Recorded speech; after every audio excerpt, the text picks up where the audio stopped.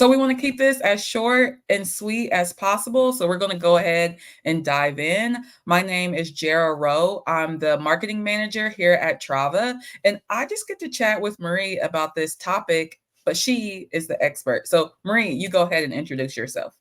Hello, I am Marie Joseph. I am a senior security advisor here at Trava. My main focus is helping our customers achieve different security and privacy certifications and goals, whatever they want. So I mainly help them with prepping for their audits, during their audits, and maintaining all the different security and privacy programs after the audit. Just really whatever they need in regards to security and privacy. That's what I do. Yeah, you're so important. I love it.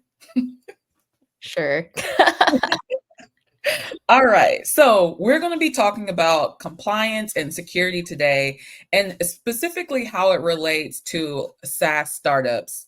So, Marie, I have one question I would like to get us started off, but this is like the entire topic, so you don't have to give everything away. Are compliance and security the same thing? In a way, they fit together. So, like, that's kind of how they're the same. Like, you can't do compliance without a little security or security without compliance in a way, but they are fundamentally different. Fantastic. All right, let's go ahead. So, SaaS success starts with security and compliance, we know, and that's more about what we're going to get into. So, Marie, to start us off, can you just tell us about why cybersecurity and compliance even matter? Yes. So, they're both things that can impact your business in a lot of positive ways. They both honestly become kind of time consuming and be a little expensive in some cases, just depending on how you build your program. But the reason they really matter is because it's all about protecting your customers' data, improving that you're protecting your customers' data. A lot of the times, especially in this day and age, like cyber attacks are larger than ever. Hate saying that cybercrime is getting worse by the day, but it honestly is just because it's ever changing. So it really just matters that you're keeping up with your security program because your customers want to know that all their data is being protected, and any of your vendors want to know that you're doing security in some way. And a lot of the time that comes from you getting compliance certifications to prove that you're doing all these different security things. Fantastic. All right. So, you're just telling us that they were related, but not really the same. So we're going to get into like what the big differences are between compliance and security. So to go ahead and start us, what is cybersecurity? Yes. So cybersecurity, I was kind of touching on this already, but it's really about protecting your data and your systems at your company. So this can involve putting in different safeguards to protect your application and your overall infrastructure. And this involves typically some of like best practices that people can actually like there's some that you can like actually see and I think people see like in their everyday lives that might not be cybersecurity savvy, and those would just include like password policies and multi-factor authentication. So like you can't have short passwords, or it can't just be like your name or your birthday. Like they usually ask you to like make it something really random and different. So you see those every day. And another one that you might see and not realize would be like access control. So sometimes you're limited from going to certain areas at your physical building, or you're limited on accessing certain data within your company, and that's just a security safeguard and one of the best practices you can put into place. And that's kind of what how you can see cybersecurity in your everyday life. Um, but yeah, overall, there's cybersecurity is just protecting different data Mhm. and putting in place like just like protecting the data of your customers and also your employees' data too. Fantastic. So we just recorded the recap episode of the podcast, and MFA came up in every single episode. So I always take that as my number one thing to tell people. Like, if you want to be more secure, make sure you deploy that. So I love it. Yeah. It's good to do it on like everything, honestly, that you have. And I know it sounds so silly, but sometimes I even advocate for my friends to do it on their social media accounts because like those get hacked the most probably. Yeah. But because like it's just one other way that they could get to like the next level and get to like your Mhm. company's data somehow. But MFA is huge. And I know it's a little bit of a hassle, but it's something really good to put into place. Yeah. Awesome. All right. So, what is compliance? Yeah, so compliance, there are a lot of different frameworks and certifications that exist under the compliance realm. And really, all these different frameworks are kind of a list of best practices that the governing body decides are like some of the best practices that they would want people to get certified on. So a lot of the ones you probably have heard of are like SOC 2 or ISO 27001. Privacy ones include like GDPR or California's CCPA. And those are just different, like I said, different lists of best practices and safeguards that a company should put into place. A lot of the times, like these are majority security focused. Mhm. So you'll see a lot of that's where like cybersecurity falls into compliance. You'll see a lot of security controls that a company needs to put into place and maintain in order to keep this compliance certification. And these compliance certifications, once again, just prove and give trust to your prospects and vendors that you take security and privacy seriously and that you're actually keeping them updated and constantly monitoring them. All right. So, you're just talking about trust. So, the foundation of trust and why security matters for compliance. Can you just dive into this a little bit more? Yes. So, trust is huge. I think one of the big things to really think about and remember it from like both parties as like being the vendor and like the customer, like being like the company, is that you like as the company wanting to invest in like your SaaS company, like you take on the risks that that company has. And I think that's why security is so important and why people are so security focused is because you take on all those risks so they become your weakest link. So if they don't have anything security related, that kind of puts you towards the bottom and like they might not have as much trust in your software as they would someone that already has maybe a certification or can fill out a security questionnaire saying that they have all of these different security mechanisms in place. So it ultimately, you help all these security mechanisms help your application and help prove to your customers and give them trust that when using and putting in their own company's data, that it won't be leaked or involved in like any sort of breach or cyber attack. So the trust is big because it's hard to gain back the trust once you lose it. And I think that's really important to know. Yeah, we don't want to lose trust for sure. Definitely not. All right. So, the cost factor. We know money is always a big thing. So, can you just talk to us, especially about how compliance and security affects like potential cost for a SaaS startup?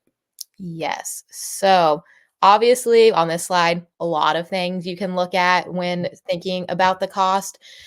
And cybersecurity is really not, it's like it can be cheaper. Like, you don't have to put in a million different tools to make your program work. There are a lot of manual things you can do, but it is something you need a budget for and fit into your company's budget on an annual basis. And I think that's where a lot of people don't think about it until they have to.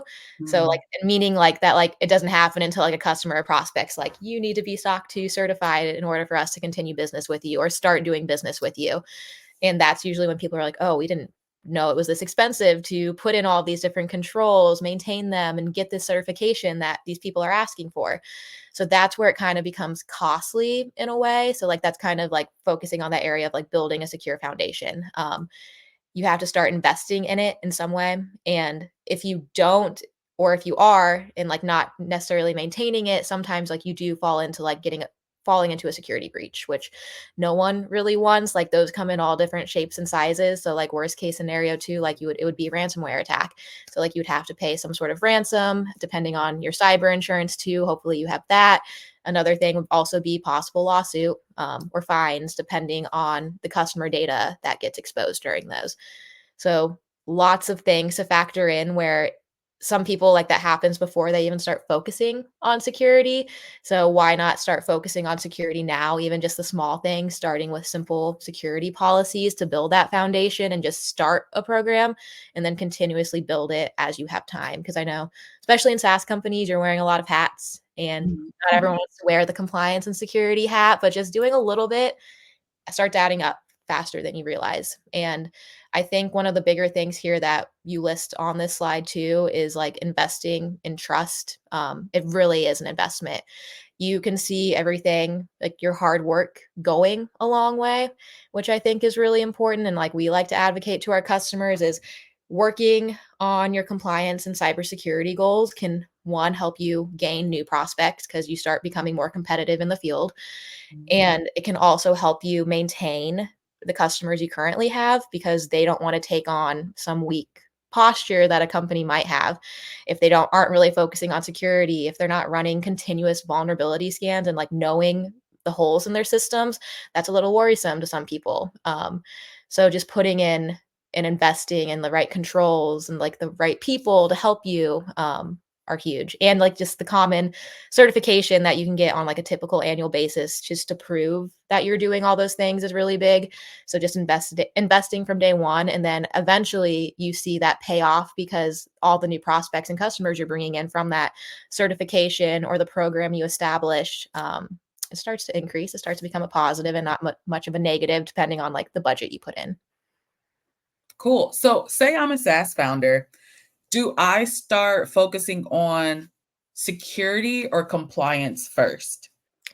I would say it would be good. It just depends on what your prospects are, but I would just start with security, honestly, to begin with. I think it's one of the easier things. I know we talk about a lot with our customers, and I know like our VCSOs at Trava do too, is just let's focus on vulnerability scanning. Let's look at the current holes in your system, and like all of like that risk management and vulnerability management is a great starting point because you have to do them anyways for compliance. Mm, So that's why I always think like starting with security makes the most sense over compliance because it fits right into the compliance framework you're probably going to be leading towards anyways.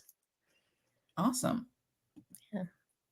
Okay. If anyone else has any questions, please feel free to leave them in the chat. I actually have a few more for Marie, but if you need help, Trava is here. You'll probably get to work with Marie, so you can scan that QR code and book a meeting with one of us. So, Marie, I know that you work with a lot of like our SaaS customers. What is one thing, whether it's security or compliance, that you see them struggling with most often? I would say one of the biggest struggles, like just to begin with, is like time management and commitment.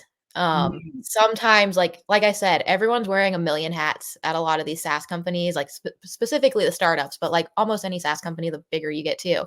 mm, So it's really just finding the time to get those things done. And I think besides the time factor, the next hardest piece is just getting a set of security policies and like committing to them. So like typically the policy writing and review phase can be one of the longest phases just because people get overwhelmed being like, well, I can't do everything that this security policy template is saying. And I was like, but if we put it into place and we get started, you'll eventually get there. Like it doesn't have to be perfect from day one, but we'll get you to feeling perfect and beyond. And you really want your security program to go past the compliance framework as like as you become more mature, and mm. it just looks better at points too. All right. And another thing I want to definitely pinpoint is that you talked about how you should just start security from day one. Can you just go into a little more detail about that and why it's important, especially for SaaS startups? Yes. So I personally think it's just easier to build everything with security in mind, and that's what you'll hear a lot of professionals say is like build your SaaS company with security and privacy in mind. Like it's Mhm, that simple. It can start with those policies like I said, just something simple to have in place. Like you're doing password policies, you're doing that access control, you put in MFA and enforce it for your customers too to help prove that you're protecting their data. And I think it's easier to do that because when you're several years down the line, yes, it's doable to go kind of backwards and start putting in security, but it's kind of harder because the structure is already there. It's kind of like if you're building like an actual building and you're asked to like put in something like on floor 3, but you're already on floor 5, it just becomes a little harder to figure out how to put it in. mhm, It's doable, but it's just not as easy sometimes depending on, like, if you're doing have more physical controls too, like, that physical factor comes into place too. mhm. Yeah. All right, Marie, do you have any other advice or anything that you would like to give anyone? I think it would just be that, just keep in mind that security and compliance, they're one and the same, but they are very different. You're gonna hear people in your prospects, your customers asking for both. So I think that last slide that we showed is like kind of one of the most important is like finding the balance between everything. It is a balancing act and figuring out how you can put in all these controls. And it's the investment piece, like investing in the trust and that risk mitigation piece, like finding the balance between that and knowing what you're investing in, which I think Trava is able to help our customers with the most, is like making sure they're not just buying all the different tools out there. Like what tools will actually help you and save you money, one thing, because you don't need all of them. And then second of all, like make sure you actually have a good security program where you can help you sleep at night, and then also hopefully make you gain deals in the future too. Like that's really what you want. And I know like we like our success team constantly say like your success is our success here at Trava, and like your cybersecurity ground is like the first thing that people look at, and that's where you're gonna find success typically too. Fantastic. All right, everyone. We wanted to keep this as short as possible. So it was super high level. So if you want to get into the weeds of any of these topics, again, please feel free to reach out to us. If you have any questions that you would like for me to ask, I can answer on the podcast, or that you would like to ask Marie, you can just message me on LinkedIn. But Marie, thanks so much for your time, and I'll talk to you soon. Yep. Talk to you guys later. Bye. Bye. Have a good day.